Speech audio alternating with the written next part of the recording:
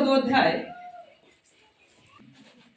हाँ, एक दूत उनके पास सुनिएगा, एक प्रभु का एक दूत उनके पास आया और प्रभु का तेज उनके चारों ओर चमका। प्रभु का तेज उनके चारों ओर चमका और वे बहुत डर गए। तब स्वर्गदूत ने उनसे कहा मत डरो जी, मैं तुम्हें बड़े आनंद का लिखा है मैं तुम्हें बड़े आनंद का सुसमाचार सुनाता हूँ जो सब लोगों के लिए होगा कि आज दाऊद के नगर में तुम्हारे लिए एक उद्धारकर्ता जन्मा है और यही मसीह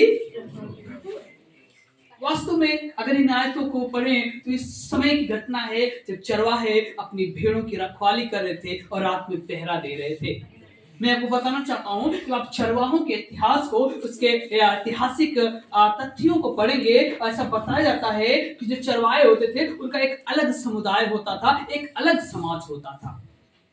ऐसा नहीं जहाँ पे सब रह रहे वहीं पे आकर उनको सब रहते, वो अलग रहते थे क्योंकि उनसे ज्यादा लोग प्यार नहीं करते थे, क्योंकि लोग उनको तमाम ऐसी नीची जाति से लोग देखते थे उन्हें। अरे तो चरवाहे हैं, ये गंदे सुंदे रहते हैं, तो हमेशा अपने बकरियों को भेड़ों को चराया करते, इससे कोई ताल्लुकात नहीं रखता था।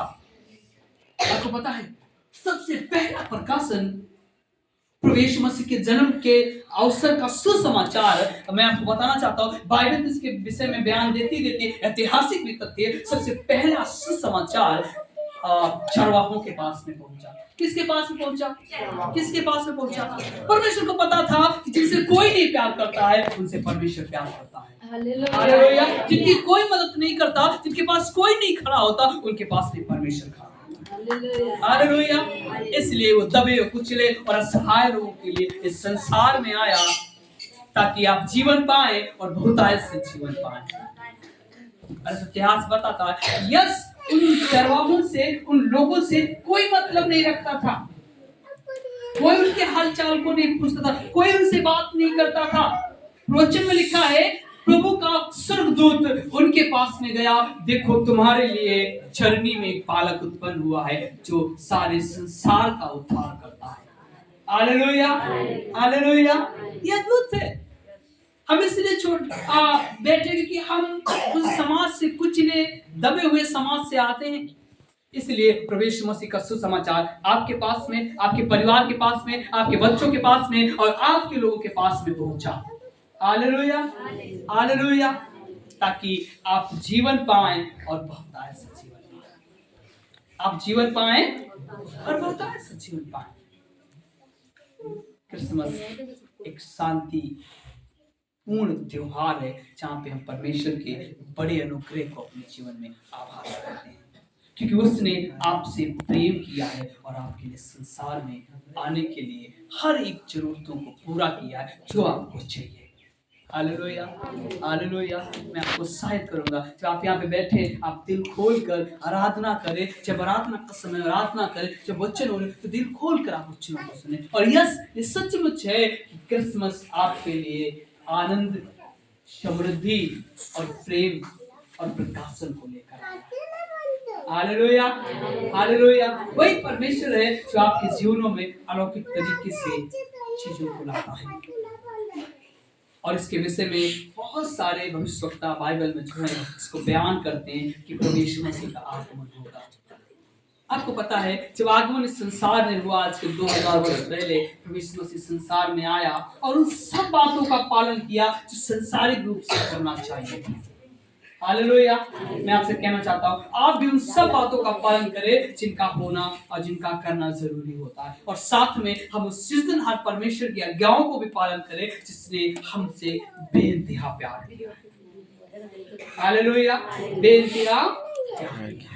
इसलिए मैं आपको कहता हूँ क्रिसमस आपके लिए आनंद, सुख, समृद्धि, शांति और प्रकाशन को लेकर आया है। Hallelujah, hallelujah. क्रिसमस जो है वो अंधकार जाता है और प्रकाश बढ़ता जाता है। अंधकार जाता है और प्रकाश बढ़ता जाता है। वचन में लिखा है जिस तरह से एक मनुष्य के द्वारा इस संसार में पाप आया और पाप ने संसार पे प्रभुता की, ऐसे ही वचन में लिखा है एक संसार में एक मनुष्य के द्वारा अनुग्रह आया और अनुग्रह इतना हुआ कि पूरी पृथ्वी में अधिकारी के साथ ले गया। हालेलुया। अनुग्रह, प्रभु का अनुग्रह इस पृथ्वी पर यस अधिकाई के साथ में संपूर्ण मानव जाति में फैल गया, ताकि आप अनुग्रह पाएं, अनुग्रह के साथ में जीवन पाएं और प्रभु को धन्यवाद दें। हालेलुया। यही मुख्यतः क्रिसमस का जो मीनिंग अर्थ होता है यही है, और जिसे संपूर्ण सिर्फ भारत की नहीं बल्कि विश्व विख्याति देशों में हर जगह मनाया जा रहा है। और सबसे ज्यादा अधिकतर अगर आप कल्पना करें, आप सर्वे करें, तो अधिकतर क्रिसमस मनाने वाले पूरी विश्व में सबसे ज्यादा देश है। कितना अद्भुत है, हम जिस परमेश्वर को मानते हैं वो परमेश्वर को पूरा विश्व जानता है ना। जिसकी आप प्रार्थना करते हैं, जिसके सम्मुख आप नतमस्तक होते हैं, जिससे आप प्रार्थना करते हैं, उस परमेश्वर को सिर्फ भारत देश नहीं बल्कि संपूर्ण विश्व जानता है। Hallelujah, hallelujah. यही तो परमेश्वर है जो आपके जीवनों में बड़े कामों को करता है। वो आपके लिए संसार में आया, वो इतना दीन हो गया कि वचन में लिखा है उसका जन्म तो कहाँ होता है? गौशाले में। उसके लिए कोई जगह नहीं, उसके लिए कोई लोगों के पास जमीन नहीं, कोई स्थान नहीं। चाहता तो परमेश्वर राजाओं के बीच में पैदा होता, प्रभु का आगमन राजाओं के बीच में होता। पर आप कल्पना करिए कि प्रभु यीशु मसीह का जन्म साधारण नहीं होते हुए भी उसका जन्म एक ऐसी जगह पे हुआ जहाँ पे हम सब दबे कुचले लोग उस परमेश्वर पे विश्वास लाने पाए। अगर वो भी रजवाड़े के घर में पैदा होता, आप यीशु को नहीं जान पाते, है ना। वो भी अगर रजवाड़ों के यहाँ बड़े राजा रईस रंगों के यहाँ पैदा होता, तो आप प्रभु के अनुग्रह को आज प्राप्त नहीं कर पाते और आप उसके करीब नहीं आ पाते। Hallelujah, hallelujah. मैं आपको कहना चाहता हूँ, परमेश्वर आपके लिए दीन बनकर इस संसार में चरनी में जन्म लेता है, गौशाले में जन्म लेता, इसलिए कि हमारे समुदाय के लोग, एक ऐसे लोग जिनको कोई नहीं जानता, जिसे कोई नहीं प्यार करता, उससे परमेश्वर प्यार करता है और लोग उससे जानने पाते। सही कह रहा हूं? सहमत हैं? बोले हालेलुया। परमेश्वर आपके लिए संसार में आया और मनुष्य के रूप में आया ताकि आप जीवन पाएं और बहुतायत से जीवन पाएं। यूहन्ना 10:10 में लिखा है, चोर किसी और बात के लिए नहीं, वो तो घात करने, चोरी करने के लिए आता है।